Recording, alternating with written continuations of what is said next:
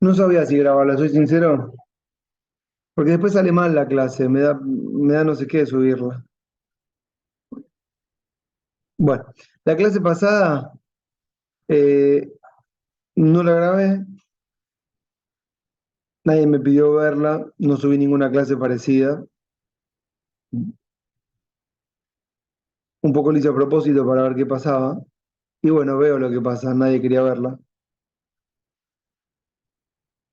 Era sobre Estados Unidos. Igual yo la pedí y Natalia me la envió. Muchas gracias, Natalia. Pero ¿cuál? Si Para yo no no grabé molestarlo a nada. ustedes. No, no, mis apuntes, profe, le mandé. Te mando, Sí. Olga, una clase de Estados Unidos, di varias. He tenido clases de Estados Unidos donde dibujé mapas, dibujé barcos, este, en fin. Bueno, no sé cuántas nos quedan. eh, yo podía tener un curso entero de esto, le soy sincero. Eh, bueno, nos toca hablar de la Revolución Francesa. Eh, la conformación del constitucionalismo es de los eventos más importantes. ¿Por qué? ¿Por qué de los más importantes? Por lo menos para nosotros. ¿Qué dicen?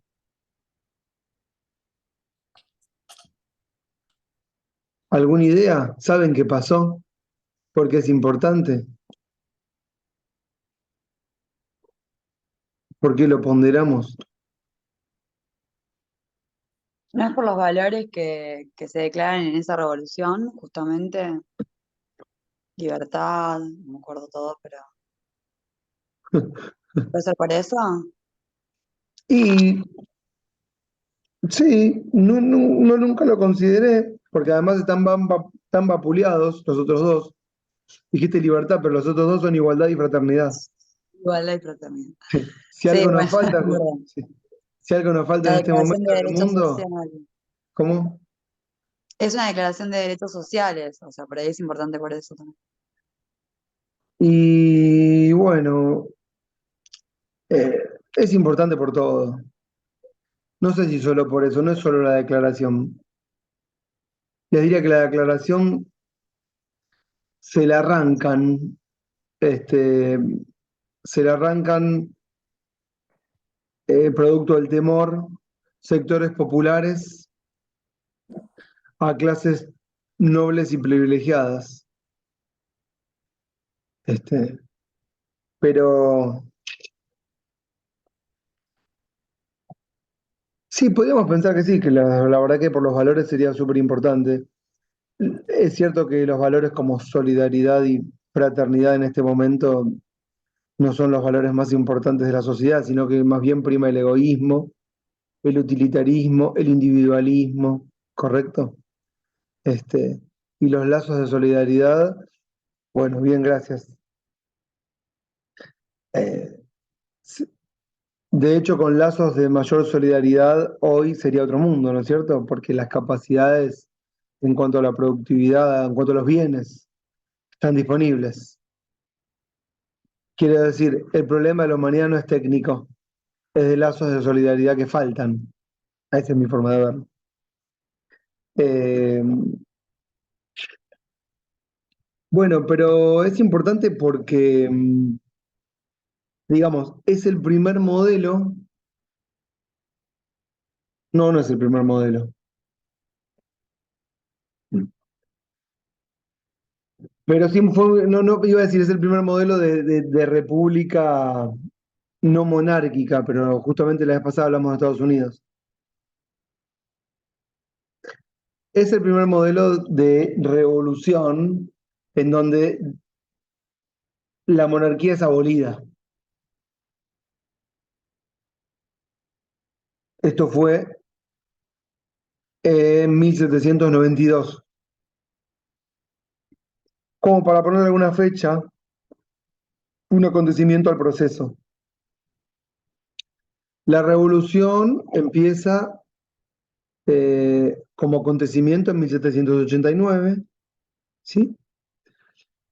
Pero vamos a cargarla de contenido al año 1789, las cosas vienen muy caldeadas todo el siglo XVII, o sea, todo el siglo 1700, ¿qué siglo es? Todo 1700, 18. siglo XVIII, muy caldeado todo. Y además porque Francia es un país, un reino en ese momento, 1700, que tiene 25 millones de habitantes. Y para mí ese es un dato que no se puede soslayar. Porque tiene 25 millones de habitantes el reino y, y aparentemente fue un momento en el que todos quisieron participar activamente de la revolución. No fue una revolución de cúpulas, ¿no? Eh, no fue un arreglo entre la monarquía y la burguesía, ni un acuerdo entre propietarios. Fue una revolución popular y es la primera de este estilo. Y ustedes piensan que 25 millones es la población de un país actual. El reino tenía 25 millones de habitantes. Todos querían votar. No estaban los medios técnicos, además de ideológicos, preparados para tamaña aventura. No existía lo que se proclamó en ese momento, que fue la democracia. Y de hecho la democracia es algo que va a existir recién después de la Segunda Guerra Mundial. Y aparece por primera vez en la concepción moderna en Francia, en 1700, no exacto, 89. Y esto es toda una novedad, porque es la primera vez que tenemos una revolución que no solo proclama una república, sino una república democrática, en la que todos pueden elegir y ser elegidos. Ya habíamos tenido insinuaciones, me siguen, ¿no? Lo que estoy diciendo. Todo esto es revolucionario, porque ya habíamos tenido insinuaciones de cosas parecidas, pero nunca se habían plasmado o cristalizado como sí ocurrió en este momento, en esta parte del mundo. Porque habíamos tenido, vimos lo de los levelers, que no fue Natalia la clase pasada, fueron las anteriores, o no me acuerdo, con Inglaterra, que eran movimientos populares que tenían un ideario democrático, pero que no llegaron a plasmar en concreto. Quedó en idea. Y el concepto que tenemos de democracia, o que se tenía de democracia en aquel entonces, era totalmente peyorativo. La democracia no fue algo positivo hasta después de la Segunda Guerra Mundial. ¿Está?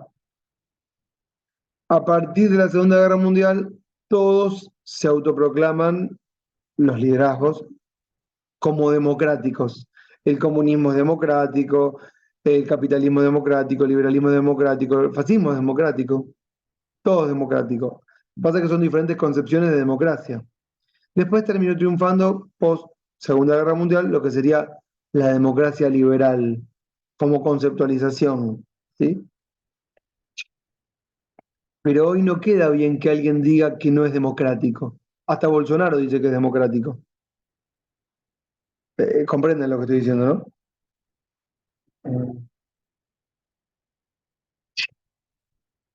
Espera, ya a mí me gritan. Eh, y bueno, entonces te voy a poner algunas fechas al proceso para ubicarnos y después ir para atrás.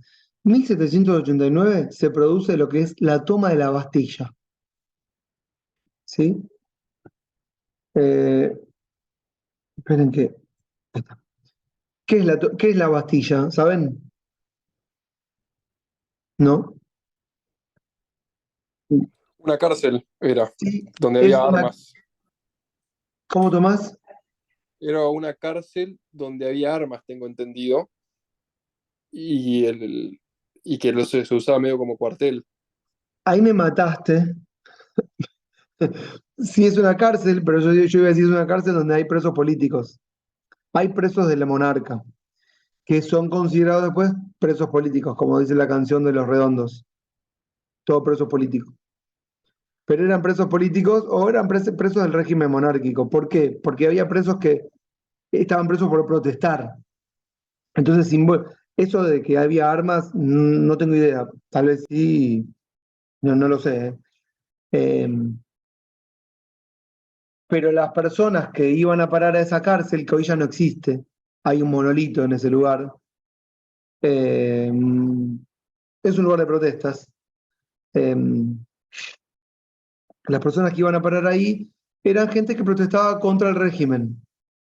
Entonces empiezan a ser considerados presos políticos, porque son presos por protestar porque les falta el pan, porque cayeron en la pobreza, porque son deudores que no pueden pagar sus deudas, ¿sí? Y esa es la cárcel que es tomada e incendiada en 1789. Eso es específicamente el 14 de julio. Y a partir de ese momento hay otros acontecimientos importantes que se van sucediendo uno tras otro en lo que podríamos llamar una radicalización del proceso que pasa de rebelión a revolucionario. Porque empieza siendo una rebelión, pero que termina conformando nuevos órganos de gobierno que hasta ese momento no existían. Por eso es revolucionario. Porque la revolución consta de crear nuevos órganos de gobierno que no existían hasta ese momento. ¿Ok? No es una pequeña rebelión de algunos que tienen hambre, sino que es una mega revolución de un montón que tienen un montón de, vamos a llamar, demandas democráticas insatisfechas. En el conjunto se armó un quilombo bárbaro. Y el monarca, podemos decir, no supo articular tantas tensiones y se fue toda la mierda.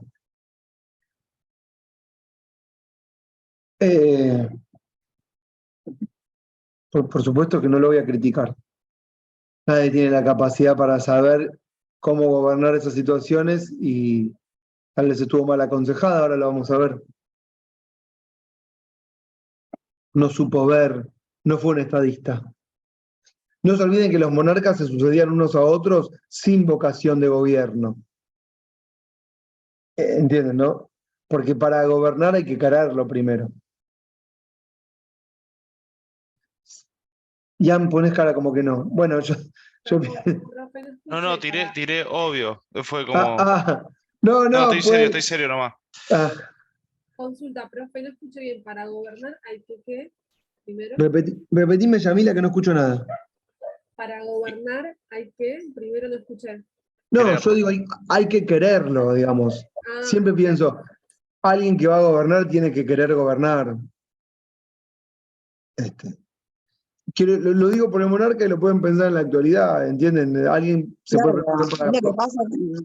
Es lo que pasa con la monarquía de Inglaterra, ¿o no? Ahora que murió la reina, o sea, el hijo no tiene nada que ver. No tiene vocación de nada. No, bueno, pero igual no te olvides ahí, Natalia, es importante este detalle, que los monarcas en la actualidad... Claro. No, sí, que en la actualidad los monarcas no gobiernan. Claro. Pero igual si querés, lo aclaro para todos, les va a gustar, no es parte de la clase, pero no les viene mal. Los monarcas en la actualidad tienen como función, no la de gobernar, pero sí la de asegurar la existencia de un gobierno. Esa es la misión principal de un monarca hoy, no es que es una figura decorativa. El monarca asegura la existencia de un gobierno. Vela porque, digamos, las fuerzas políticas se pongan de acuerdo en conformar uno. Por eso tiene la capacidad de disolver cámaras, ¿correcto? Tiene que tener esa voluntad. No sé qué hace, igualmente el monarca de Inglaterra, no tengo idea. Pero en ese momento los monarcas gobernaban. Igualmente también lo digo relativo, porque los monarcas ya no gobernaban en realidad, sino que tenían ministros que gobernaban por ellos. Y no es que no existieran los parlamentos, eso también hay que decirlo, existían los parlamentos. Yo lo dije en las primeras clases, los parlamentos eran las casas de la burguesía, que eran los sectores aristócratas, no nobles, no tenían título de nobleza, pero eran las instituciones de gobierno de las ciudades liberadas. ciudades liberadas por parte de la monarquía, ¿sí? Para con los feudos que iban desapareciendo. Y esos señores nobles se convertían en prestamistas, en terratenientes. Hay una transformación de los estamentos en clases sociales. Entonces la mayoría de los nobles pasan a ser acreedores del reino. La burguesía es la clase productiva, productiva. ¿Por qué? Porque son los que tienen a cargo la producción de bienes y servicios. Y después alguien, por supuesto, están los que ponen la fuerza de trabajo, que no son considerados personas prácticamente. Los únicos que pagaban impuestos, ¿quiénes eran? ¿Quiénes? ¿Quiénes pagan impuestos? Los burgueses. La burguesía.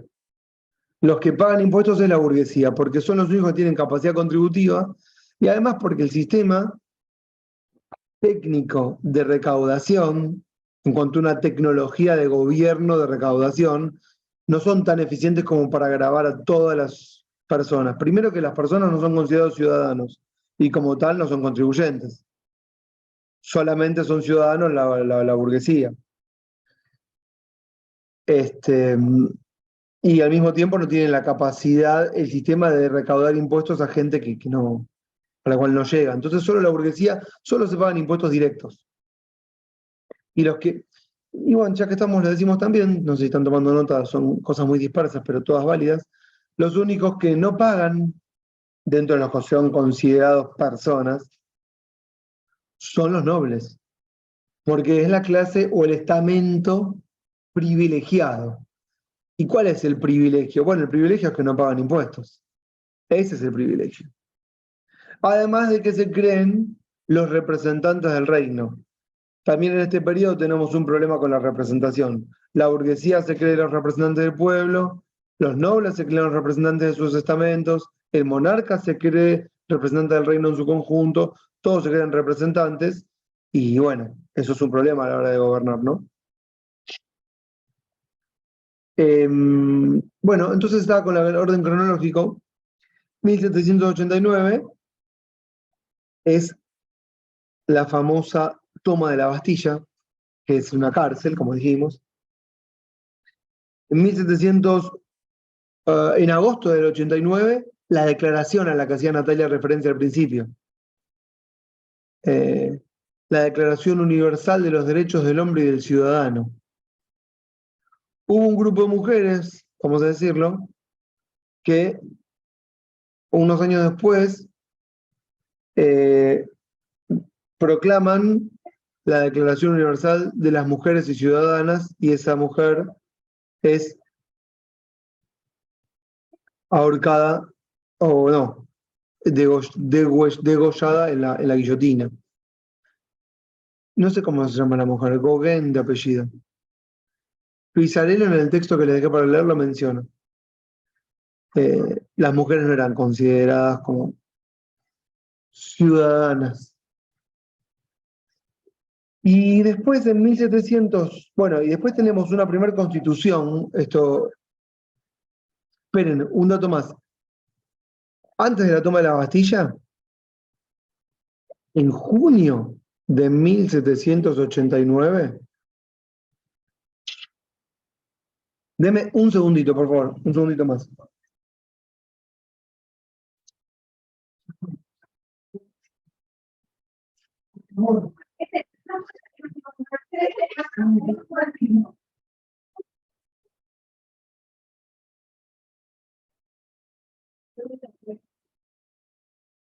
Perdón, en mi casa no dejan de gritar, es terrible.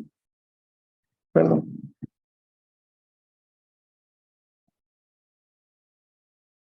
Ahí está.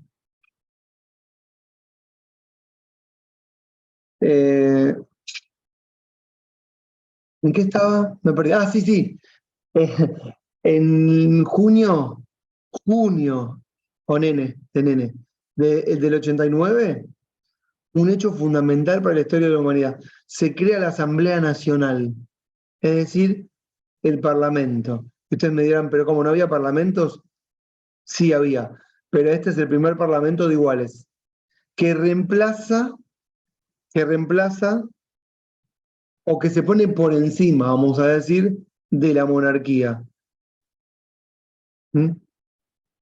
Y entre junio de 1789 y 1792, no sé qué año preciso, qué mes preciso, Francia va a ser una monarquía parlamentaria, como Inglaterra. Pero en 1792 se proclama una república, escuchen, democrática.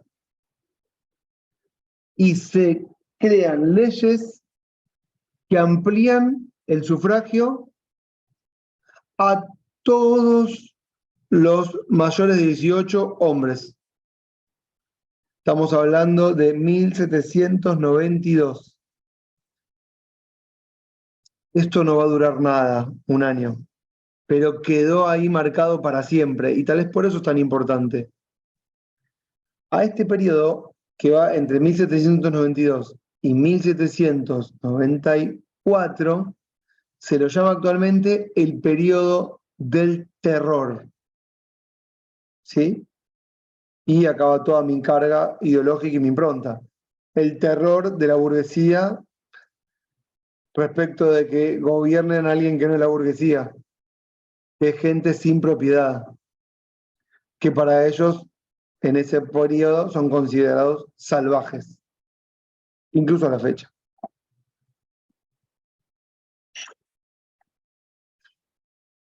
Te diría, Natalia, entonces al principio que hablábamos, ¿por qué es tan importante? Es importante porque, claro, todos trataron de sepultar este periodo de la historia, porque estas ideas revolucionarias de Francia se expanden a todos los confines del globo. Y todos temen porque se radicalice un evento que empezó en un lugar puntual. Por eso todas las monarquías se van a aliar en defensa de la monarquía francesa, ¿sí? Porque pueden pelear entre monarcas, pero en algún momento cuando las papas queman se ayudan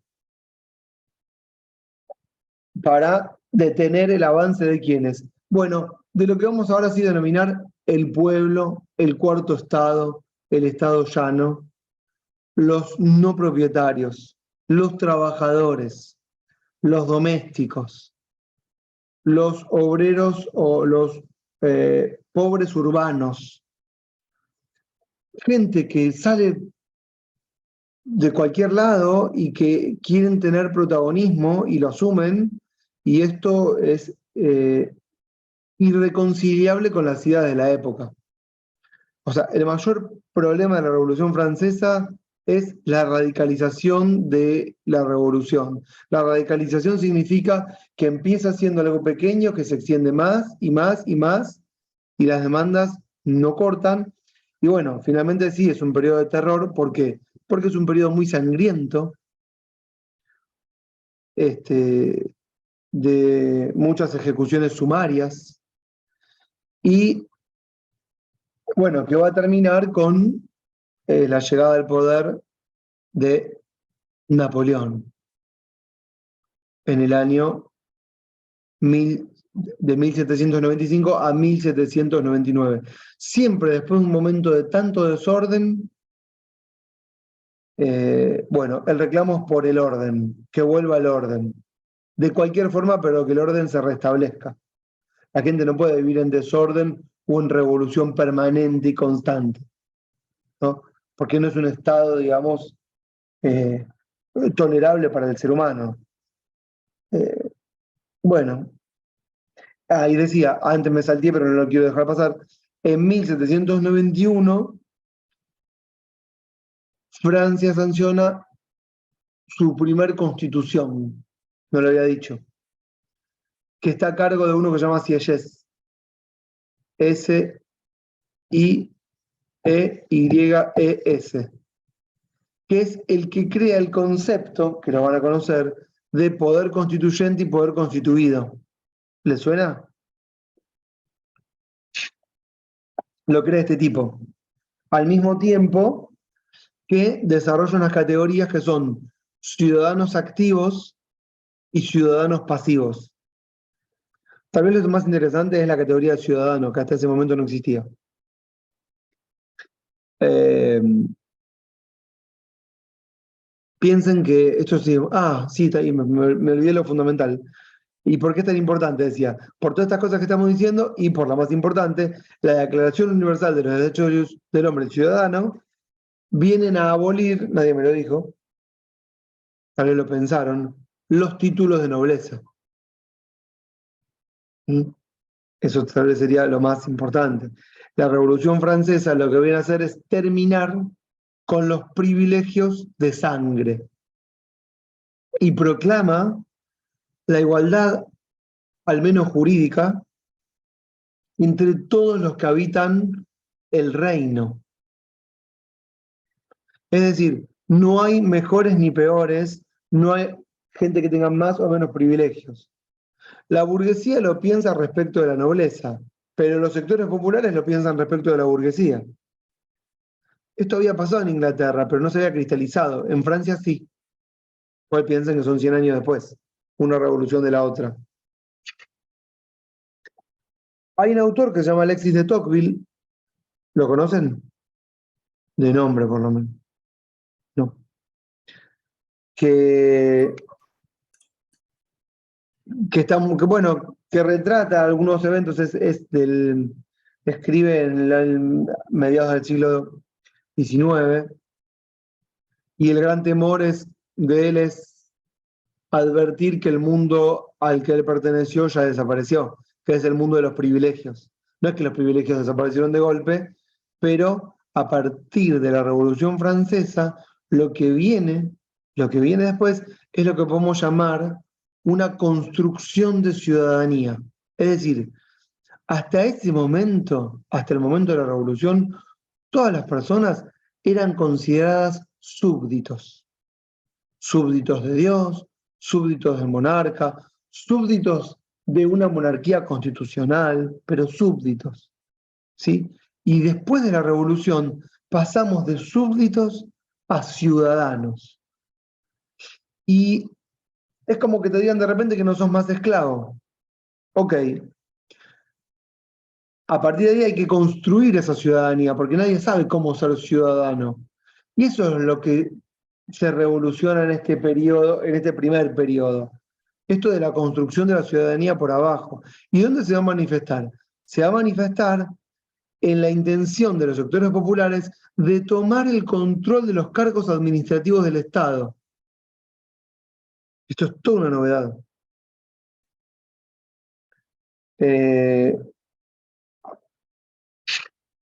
¿Me están siguiendo? Yo estoy dando el dele que dele.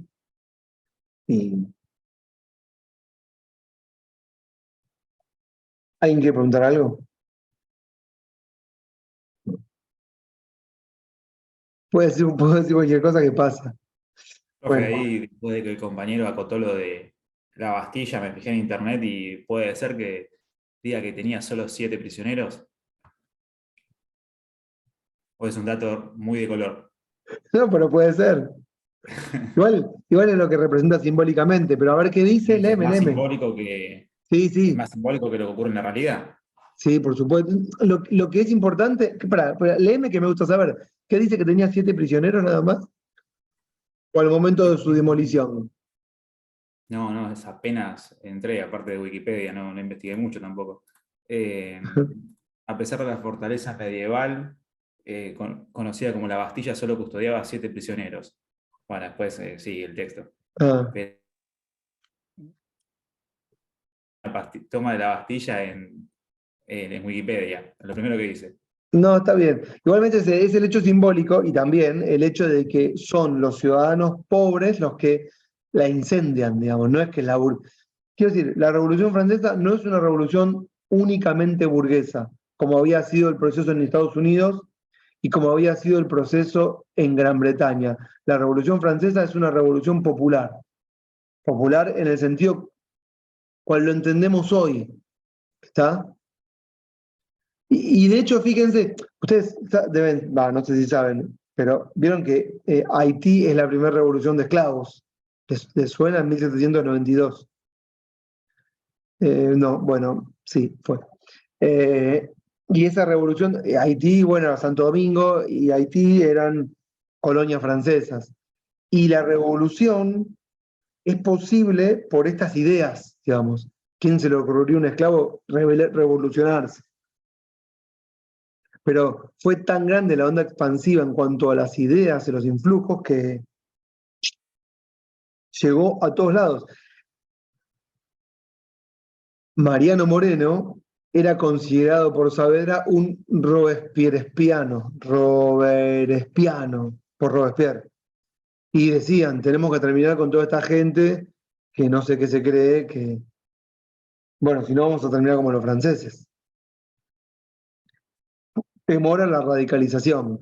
O sea, lo que simboliza un poco la toma de la cárcel es esto, ¿no? No fue, fue el pueblo. Ahora, mira, voy a hacer un desarrollo, pues tiré un montón de data. Igual creo que era importante decirlo porque si no, no tienen dimensión de lo que fue. Me faltó miles de cosas porque lo dije todo inconexo y no lo dije cronológicamente. Pero es importante para que lo dimensionen. Hago un recorrido desde 1700 para que entiendan qué corno pasaba en Francia, que les dije que tenía 25 millones de habitantes. Y además, una cosa más. Nuestra revolución fue en 1810, ¿correcto? En Argentina. Y en todo el continente americano, más o menos el mismo periodo. Por supuesto que la relación directa con Francia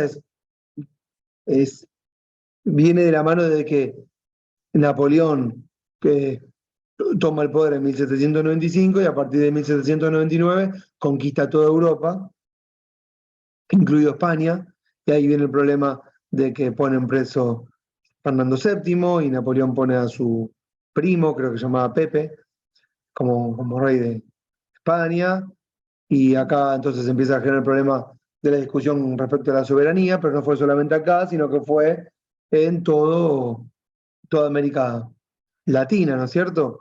Y viene ese proceso que se llamó el juntismo, que eran las juntas populares para destruir, para pedir por la vuelta de la corona, pero lo que generó la Revolución Francesa también, con la posterior llegada de Napoleón, fue la unificación de todos los feudos en lo que después van a ser estados nacionales y posibilitó la unificación de Alemania, de Italia, de la rebelión de España, generó revueltas populares que pedían por la monarquía, por un lado, pero por otro lado que empoderaba a sectores populares que después de pedir por la monarquía se autoempoderaron.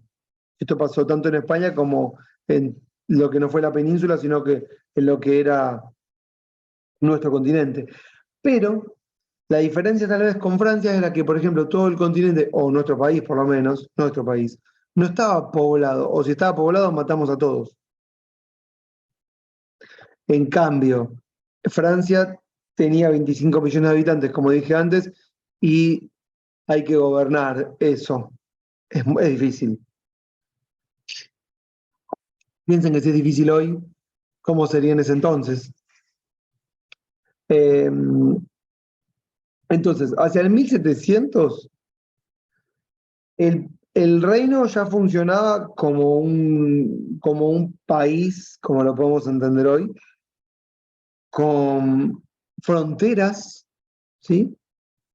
Y con un sentido de pertenencia que estaba dado por las fronteras. Todos saben cuáles son los límites del reino, y eso genera una identidad respecto a los que están adentro y respecto a quien es extranjero. Una identidad que está dada por habitar el suelo y también, no sé si le dijimos en las otras clases, pero muy importante, por el pago de los tributos. El que paga tributos, si bien es una carga, pagar tributos genera pertenencia y también genera la posibilidad de demanda una contraprestación. ¿Sí? Entonces, el tributo tiene toda esa carga simbólica también. Y una especie de aceptación también, ¿o no, profe? Ni que hablar. Ni que hablar. Hay una legitimación del poder, hay una exigencia, ¿sí? Hay un poder que cobra el tributo, pero que tiene que responder, es un gobierno que responde, tal cual, y al mismo tiempo genera una diferencia entre los que habitan el territorio y los que son extranjeros, ¿sí? Y esto también es lo que va a ir llevando poco a poco al enaltecimiento, no sé si está bien la palabra, de los nacionalismos. ¿Por qué? Porque por pertenecer al reino, que después es el Estado, que después es un país, uno tiene derechos. Y después se pueden construir ideas que tienen que ver como, bueno, yo tengo derechos por ser nacional y el que es extranjero no los tiene, y se pueden generar ahí ciertas rivalidades que van a ser usufructuadas ya en el siglo XX o fines del siglo XIX. La exaltación de los nacionalismos. Al mismo tiempo, ya hay una economía política del reino. Es decir, el reino tiene un banco central, fíjense, esto es fundamental. El reino tiene papel moneda a partir del año 1716. Este es un datazo.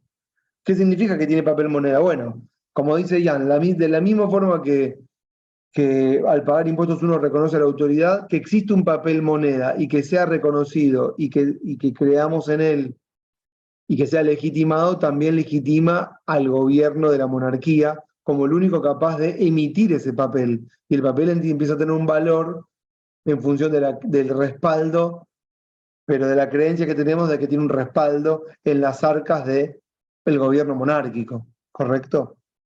Que puede ser oro, plata. ¿Qué produce la existencia del papel moneda? Bueno, por un lado, el fin del trueque, porque el trueque es reemplazado por las transacciones comerciales con el papel que hace que las cosas tengan un valor, pero al mismo tiempo escuchen esto que es muy importante, genera relaciones impersonales. ¿Por qué? Porque circula el papel moneda y no tenés que encontrarte con otro para hacer el cambio de bienes, sino que vos podés intercambiar a distancia con la circulación del papel, ¿sí? Y que se generen relaciones impersonales, amplían los lazos comunitarios. No sé si comunitarios, pero por lo menos los lazos civilizatorios, diría yo. ¿Mm? También esto genera una mejora en los desplazamientos. Esto significa mejoran los correos, mejoran los caminos, mejoran las comunicaciones en general, que alimentan las relaciones impersonales. ¿Sí? Ahora voy a asociar, digo un par de cosas más de la economía y lo asocio esto de las relaciones impersonales con otra cosa. Bueno, aumentan las relaciones capitalistas de producción y también de dominación. Es decir, si bien, vamos a decirlo en términos marxistas, hay, o gramsciano sería la palabra, o no sé si lo conocen a Gramsci, pero no importa. Si bien hay una estructura ideológica que se corresponde con una sociedad feudal, hay una economía de mercado que nada tiene que ver con la estructura de jerarquías y de estamentos y de privilegio feudal, porque las relaciones son relaciones comerciales capitalistas de producción y dominación, que están necesitando una estructura, una superestructura jurídica que acompañe. ¿Entienden lo que digo, no? Y también una educación que acompañe, que no es la de la iglesia. Y toda una pedagogía que acompañe, y todo lo lúdico que acompañe, y una literatura que acompañe. Todo tiene que acompañar a estructuras de relaciones comerciales capitalistas, de producción en excedente. En términos marxistas se explica perfecta la revolución. Sí. Profe, ahí no entra todo lo que tiene que ver con la enajenación también de los obreros, digamos, con respecto al fruto de su trabajo, que es propio del capitalismo, digamos, es lo que habla Marx. De hecho, Marx va a interpretar en 1850 la Revolución Francesa como una revolución burguesa. Claro.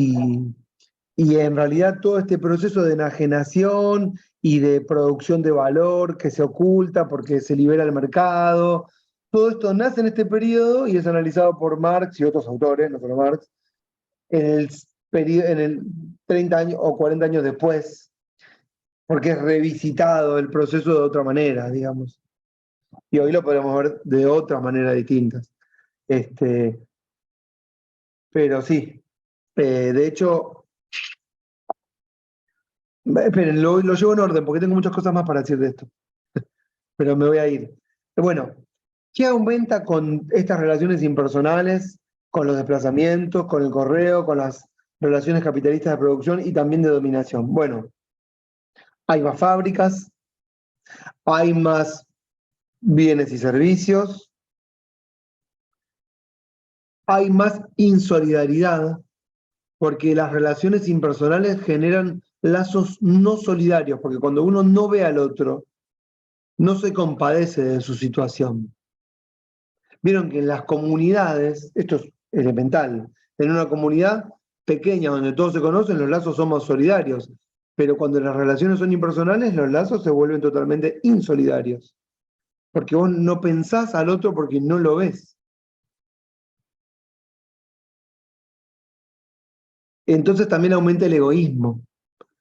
Además, si lo pensamos desde este punto de vista, yo voy pensando con ustedes, es imposible desarrollar en nuestra actualidad, aunque es deseable, como decíamos al principio, lazos de solidaridad. Porque, ¿cómo haces?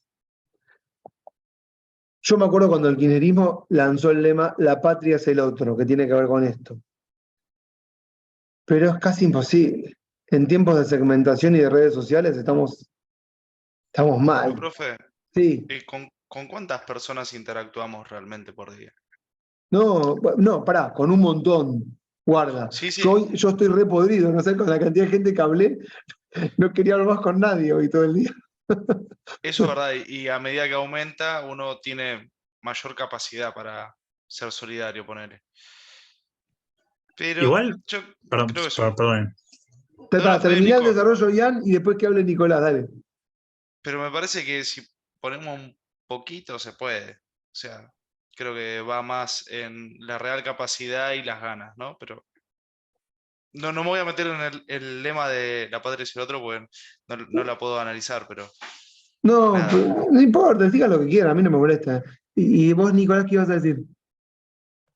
No, que yo creo, o sea, que si bien es cierto que por la gran cantidad de personas que hoy en día componen las sociedades es muy difícil hacer lazos de solidaridad, perdón, creo que sí hay lazos de solidaridad institucionalizados. O sea, pago de impuestos, los sistemas de jubilaciones, son lazos de solidaridad, incluso intergeneracionales, que están institucionalizados. Pasa que ya no se viven como si fuese una solidaridad más personal, más íntima. Sí, como si estuviésemos alienados a pagar los impuestos y perdimos el sentido de lo que significa. Exactamente. Sí, puede ser. Igual a veces me pongo escéptico y a veces me pongo con optimismo. Bueno, no, pero lo que sí pasó fue esto No, de creo que hay que, algo incluso peor, que es no solo es la indiferencia de pagarlo como por una obligación, sino el hecho del rechazo a la carga impositiva, porque a mí me pasa constantemente que escucho a personas quejándose, ciudadanos, ¿no? Quejándose de las cargas impositivas. Sin ir más lejos, discuto con mi novio muy seguido del tema, y la realidad es que pasa esto, es como que evadir impuestos, por ejemplo, que es un delito, puede ser algo heroico en realidad. Ellos lo llaman revolución, de alguna manera. Entonces, creo que en ese sentido se dispersó demasiado el sentido de lo que venías hablando hace un rato, ¿no? De la ciudadanía, de la construcción mediante, por ejemplo, las cargas impositivas. Ese sentido de claro, pertenencia quedó demasiado alejado, por lo menos en lo que totalmente, tiene que ver claro. con el sistema tributario. Claro, lo que pasa es cierto lo que decía Yamila. Y eso, miren, les voy a contar cuando empieza a aparecer, ya que estamos, me voy, pero después vuelvo. Hacia el 1870, perdón que me fui lejos, pero no importa, porque las revoluciones son contra la monarquía, ¿no? Y si bien esta que estoy contando de Francia es una revolución popular, cuando se destrona la monarquía y la burguesía de alguna manera toma el control en representación del pueblo todo, y muchos no son considerados pueblo, hay una idea de que, bueno, ahora vamos a pagar los impuestos porque somos nosotros los que los recaudamos para nosotros mismos. Hay una frase de Macri muy buena, perdón que me meto con esta, pero él lo dice, cuando asume en el, no sé qué año asumió, en enero del 16 hace un acto para eliminar las retenciones en el campo. Y yo me acuerdo que dice, bueno, y ahora vamos a pagar los impuestos con alegría, porque somos nosotros. Y ahí yo pensaba, claro, tiene sentido. Y en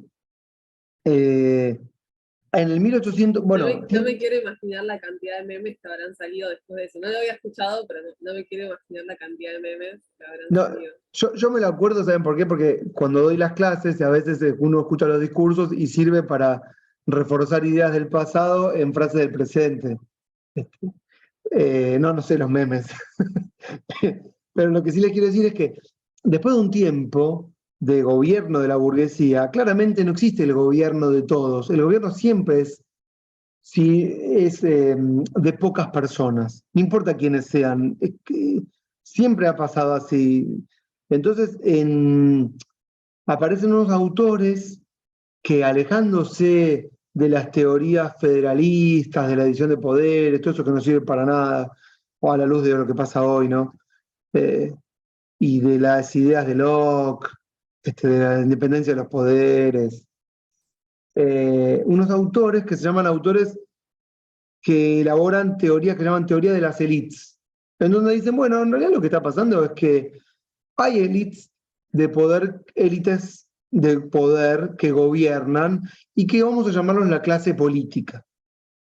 Entonces aparece una clase política, ya no es clase en términos de Marx, sí, puede ser Walling, pero no, no, para Walling es muy de ahora, no. Estos autores son Mosca, Pareto y Michels. ¿Les suena? No importa. Surgen en Italia y desarrollan las teorías de las élites diciendo, siempre hay una élite que va a gobernar y se va a desprender y se va a desentender de la clase a la que dice representar. Entonces aparece la idea de la clase política que está por arriba y el pueblo por abajo. No importa cuál sea la clase política, y a partir de ahí se empieza a elaborar un discurso de odio contra lo que puede ser la política. Entonces a partir de ahí empieza a tener sentido esto que ya Yamila, que discute con su novio, tiene totalmente lógica, esto de decir, pago impuestos, no quiero pagar impuestos porque me rebelo respecto a esa clase política que no me representa. ¿Entienden lo que digo, no? Y eso, bueno, ocurre. Es exactamente el argumento que él utiliza.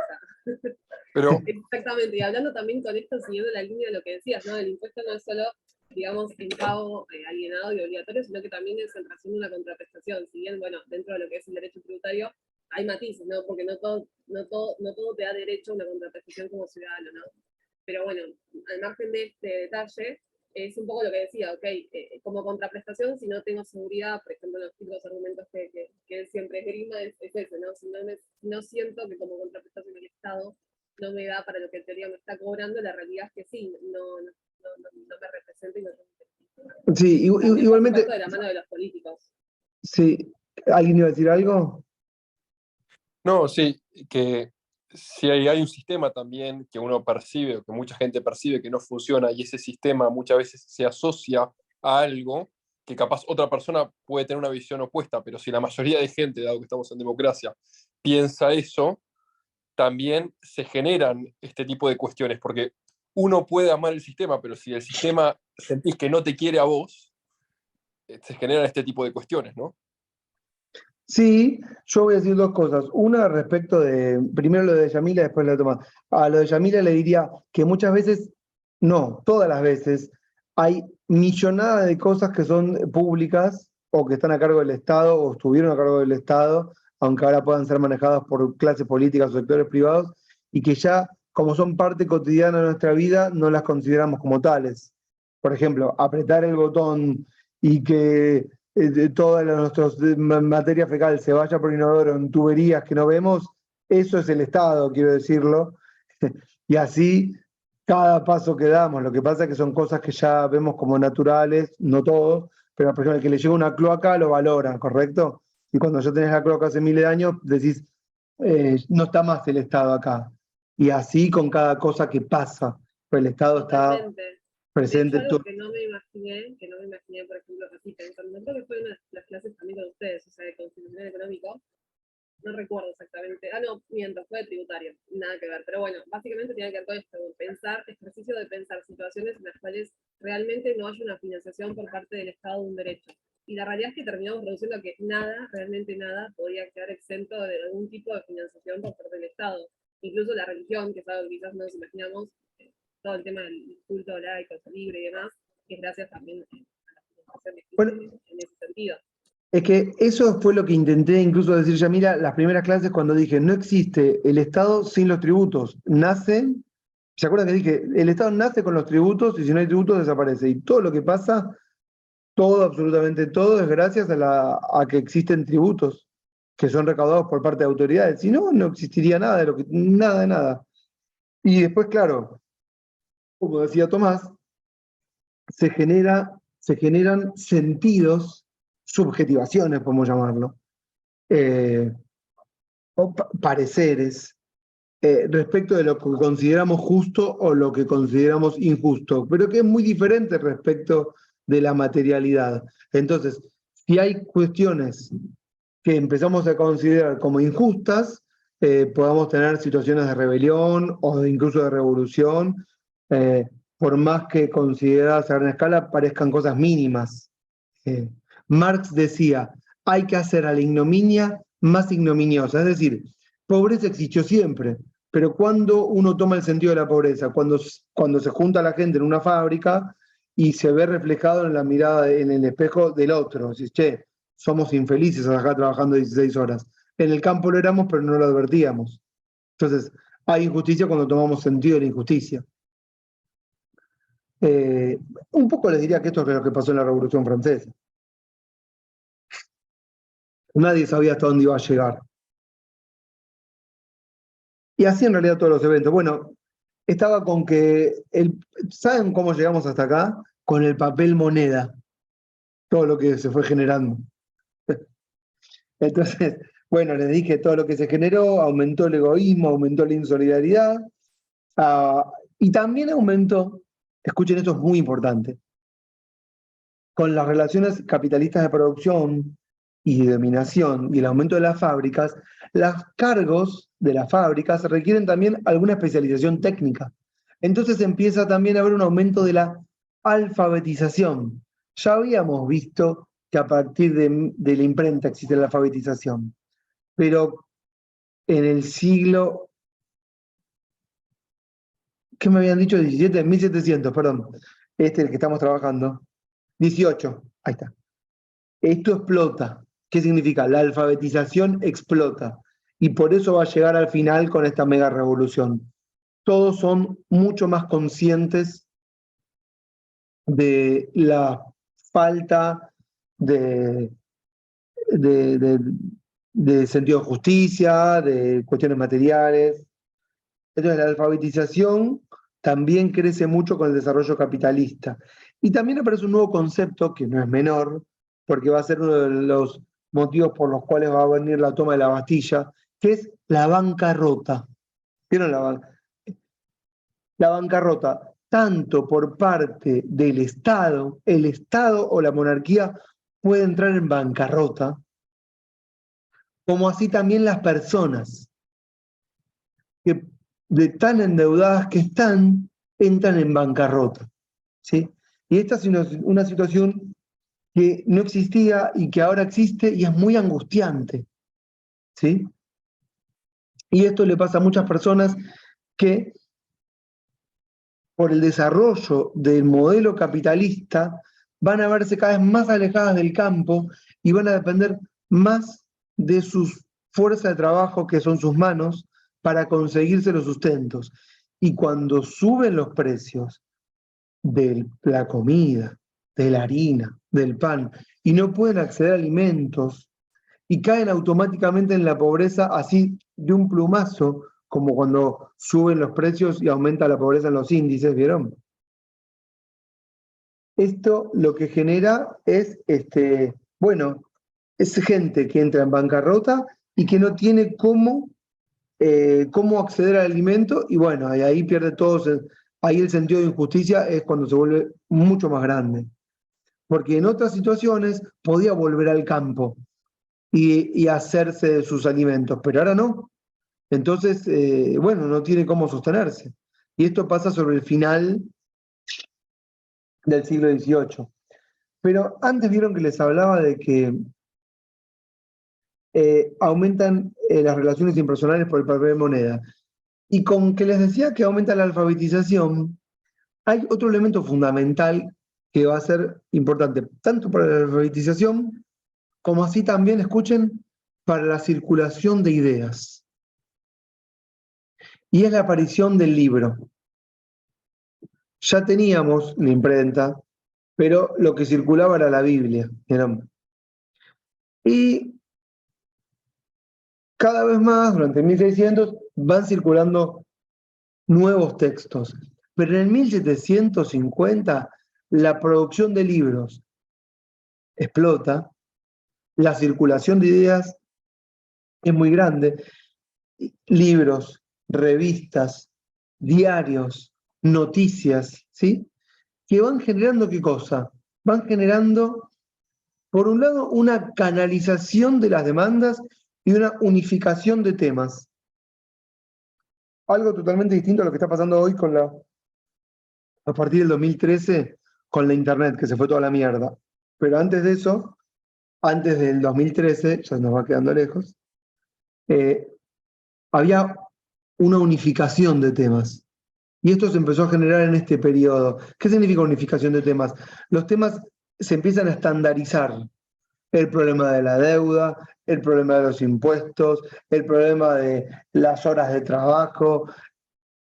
Los temas son canalizados en textos que circulan, ¿sí? Y van organizando de alguna manera las ideas, los discursos, los liderazgos, la actividad política, la representación. ¿Entienden todo esto? Antes todo esto era muy dispar. El único momento discursivo era el momento de la iglesia, en donde uno iba a la iglesia a escuchar una misa, a escuchar la verdad, a escuchar alguna historia. Pero ahora las ideas que circulan no son historias, son ideas de protesta. Circulan pasquines, aparecen grafitis en las paredes, ¿sí? Y entonces empiezan a aparecer ideas que tienen que ver con reclamos democráticos, demandas democráticas que empiezan a ser demandas democráticas insatisfechas.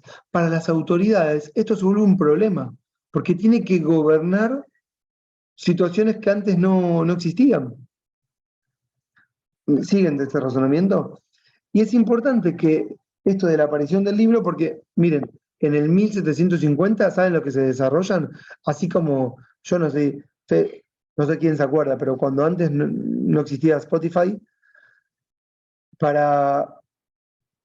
cuando salía un disco nuevo tenías que ir a escucharlo a un local que vendía discos con cualquier formato, CD, cassette de vinilo, y tenías que ir al lugar y escucharlo.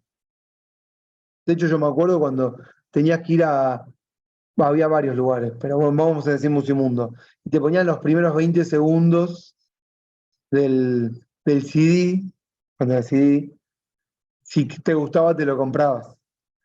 Eran como cabinas para audición. En 1750 nacen las cabinas de lectura. Gente alfabetizada que no tenía acceso al libro. Entonces vos tenías lugares donde podías sentarte a leer, como una necesidad. Y lo que antes era la plaza, el lugar donde se juntaba la gente a hacer el debate respecto de una cuestión colectiva común, ahora el debate se traslada al libro. Es decir, el ágora para los griegos era el lugar donde se debate lo público, donde se hace la política. El ágora, que era la plaza, ahora en esa época empieza a ser el libro que circula, ¿sí? Entonces circulan ideas, y con la circulación de ideas circulan los aires de revolución. Hoy ya eso no existe más. Las ideas circulan en Twitter, que es un poco el ágora moderno. En algún momento fue la tele, antes fue la radio, antes fue el libro, y ahora, bueno, ahora no sé, las redes. Pónganle que sí. No sé ahora está muy difícil. Ahora lo que nos falta es marco teórico para entender lo que pasa. Eso es ahora.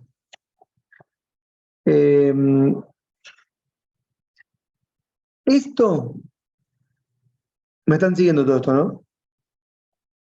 Esto va a ser también muy fuerte, tanto en los centros urbanos y no tanto en el campo. Y empieza a aparecer otro motivo de conflicto, las diferencias campo-ciudad. Porque en las ciudades el progreso es muy rápido y vertiginoso, y en el campo las relaciones todavía están más pachorras, ¿vieron? Todo sigue como antes. Y esto va a generar mucha discordia en campo-ciudad y se va a manifestar muchísimo en un momento crucial de la revolución, por lo digo ahora, pero se va a manifestar, que es la rivalidad entre, no sé si lo escucharon, lo vamos a decir la vez que viene, la rivalidad entre los jacobinos, o lo que se llamaban los amigos de la Constitución, o la montaña, porque estaban en la parte alta de la Asamblea, y los girondinos, que eran los sectores más conservadores de las regiones más profundas del reino, que tienen que ver con los valores tradicionales. Lo que le dijo la italiana Giorgia Meloni, vieron, patria, Dios y familia, que en ese momento estaba representado por los girondinos. Lo digo Después ahora por porque Mussolini. eso decía Mussolini, ¿no?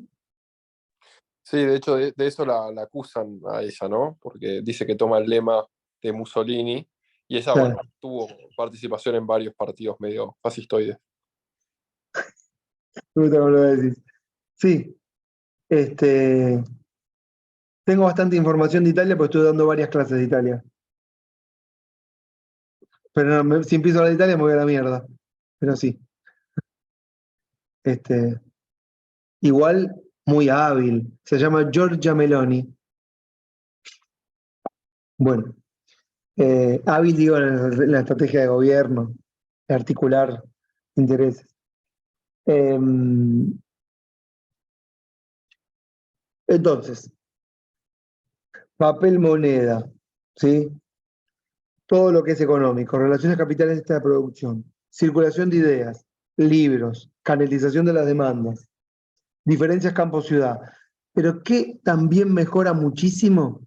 Mejora muchísimo la administración, con A mayúscula. Es decir, el Estado, en cuanto a gobierno, instituciones de gobierno, a eso me refiero, mejora tremendamente. ¿Qué significa que mejora? Que las capacidades de gobierno son mucho mejores que años anteriores, que siglos anteriores. Es decir, el sistema administrativo de recaudación impositiva mejora tremendamente, porque todo esto de el papel moneda, los puentes y caminos, los correos, bueno, hace que las instituciones de gobierno también avancen en cuanto a su eficiencia. Pero no solo eso, los ejércitos ya son hiperdisciplinados, ya no son los ejércitos del 1500 o del 1600 en donde peleaban entre feudos por el control del territorio. Hay un tratado que se llama La Paz de Westfalia, creo que es el 1647, 8, no sé si estoy tirando fruta, pero póngale. No sé si lo mencionamos en alguna clase, no importa. Pero, 1648. gracias, Nicolás. 1648. ¿Qué es esa paz? Es cuando las monarquías del continente europeo hacen un pacto de, vamos a decir, de no agresión y de focalizar sus gobiernos hacia adentro. Es decir, dejan, entre comillas, abandonan la ambición expansiva para focalizarse en políticas de gobierno hacia adentro.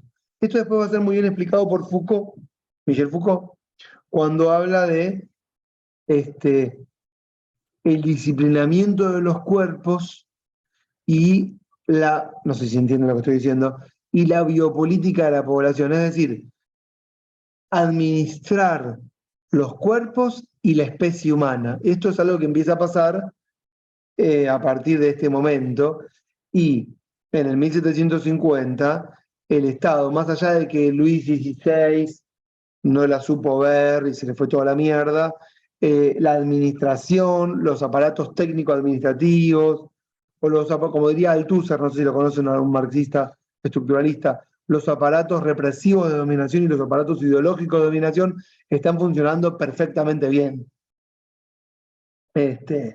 ¿Por qué? Porque las instituciones de gobierno focalizan hacia adentro. Hay buena, escuchen esto, buena en el sentido no de bondad, sino de Caridad.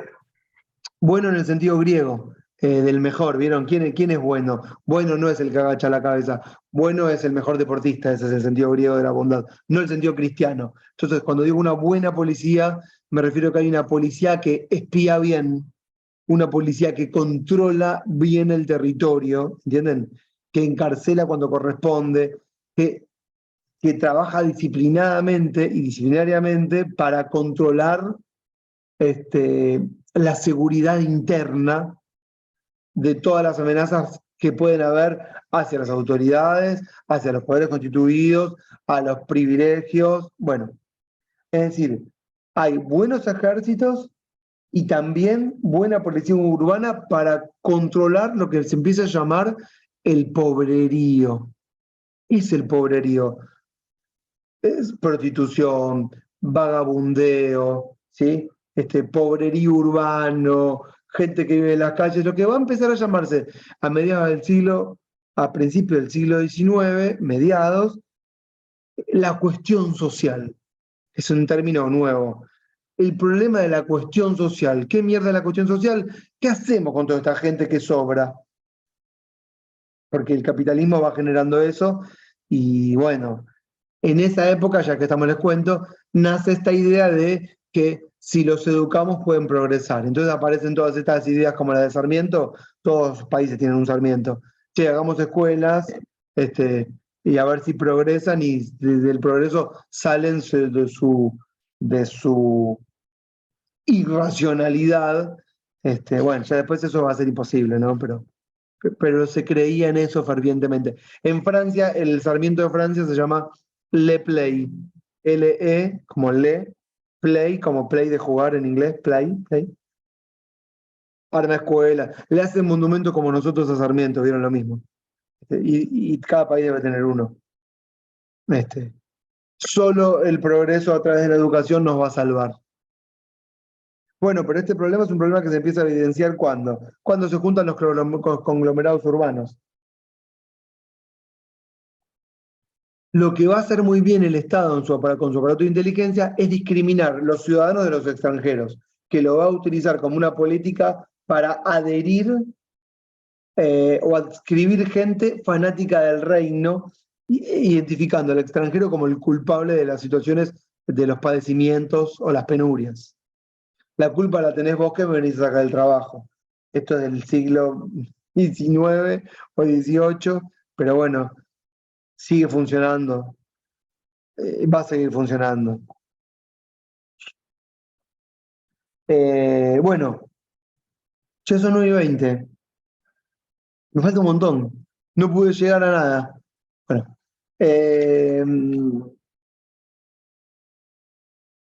sí, no, estoy cansado. Estaba viendo si seguía encarando cosas.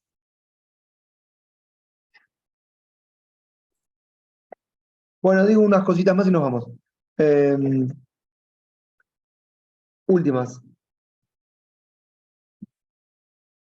En este periodo, la verdad me pongo en 1750 porque es el periodo antes de la Revolución. Con esto de la circulación de los libros, el libro es el nuevo ágora, ahora todos pueden acceder al conocimiento, ahora todos discutimos de lo que nos pasa. Bueno, empiezan a aparecer nuevos conceptos que antes no existían, siempre sobre la base de que estamos en una sociedad de títulos nobiliarios y de privilegios que no se corresponden con lo que está pasando en la estructura. Aparecen conceptos como las luces, Luces en el sentido de que la gente se puede iluminar, es decir, la época de la ilustración, aparecen los ilustrados.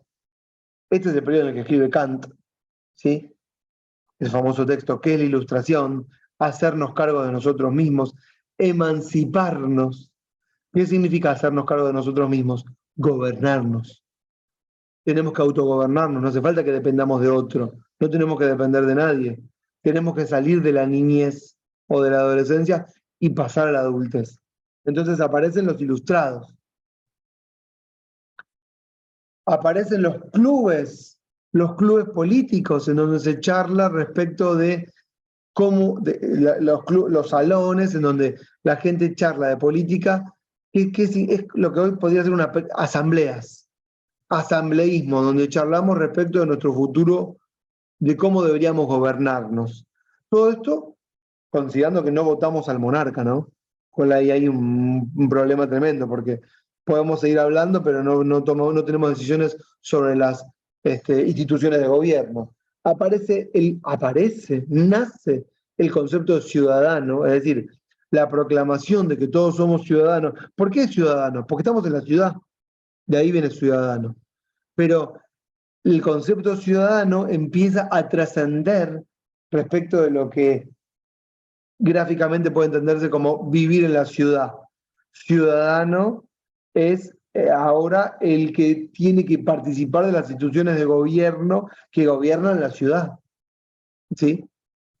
Entonces, aparece la idea de ciudadano, la idea de ilustrado, aparece la idea de la opinión pública. Es decir, con esto de la canalización de las demandas, aparece el concepto de opinión pública. ¿Qué significa el concepto de opinión pública? Bueno, que digamos, la opinión pública dice tal cosa, la opinión pública cree esto, cree aquello. Entonces ya no es más el discurso de uno o de otro, sino que hay una opinión pública que le dice al monarca qué es lo que estamos pensando. ¿Eh? Entonces, si bien el monarca no es alguien que es elegido, es alguien que tiene que responder, que tiene que gobernar por un lado y responder a las demandas más allá de que no sea elegido por su pueblo, ¿entienden? Entonces, si bien no es un gobierno democrático, es un gobierno que tiene que responder. Y es juzgado, escuchen esto, juzgado por los ministros que pone en el gobierno. Por eso antes les decía, como antes vieron que le dije a Natalia, que el monarca no gobierna, pero asegura la existencia de un gobierno. Esto se empieza a dar en este periodo porque el monarca gobierna a través de sus ministros y es juzgado por los ministros que pone y la política de esos ministros. Lo digo porque esto va a ser fundamental para la revolución, porque hay un ministro muy importante de Luis XVI que se llama Turgot, Turgot, que es amigo de Smith. ¿Lo conocen? El de la división del trabajo. ¿Cómo se llama? La riqueza de las naciones. De la escuela fisiócrata, que va a aplicar políticas que tienen que ver con la fisiocracia, la liberalización del grano, el mercado tiene leyes naturales que hay que respetar, que va a generar un caos tremendo en la economía y que va a ser de alguna manera, bueno, con los desastres que genera en la materialidad de la población, lo que va a posibilitar que todas estas ideas que afloraron encuentren un cauce hacia la revolución. Y esto se va a desarrollar, ya para ir terminando, con lo que va a ser en 1772, la Guerra de la Harina, que va a ser el momento 20 años antes, previo a la revolución de 1789, 20 años antes. Si les parece, la clase que viene, retomo desde acá, para introducirnos de lleno en todo el conflicto revolucionario, que bueno, fue tremendo. ¿Cómo lo ven? Si cuento con su presencia estaría espectacular. Bueno, ya está grabada la clase, la pongo a disposición. Olga, faltá la vez que viene a la facultad. que venís. Lo que pasa es que no se puede siempre. Dependo mucho de un vehículo porque tengo problemas para caminar. Oh, bueno, como puedas entonces. Bueno, tenemos clase el lunes que viene, ¿está bien? Y después bueno, el lunes que viene les paso unas consignas y después igual nos queda una clase más, pero les paso unas consignas. ¿Hecho? Perfecto. Bueno, nos vemos chicos la vez que viene entonces, chicos, chicas, chiques. Chao. Dale, saludos, Buenas profe. noches. Chau, Buena chau. semana. Chau. Gracias. Chao.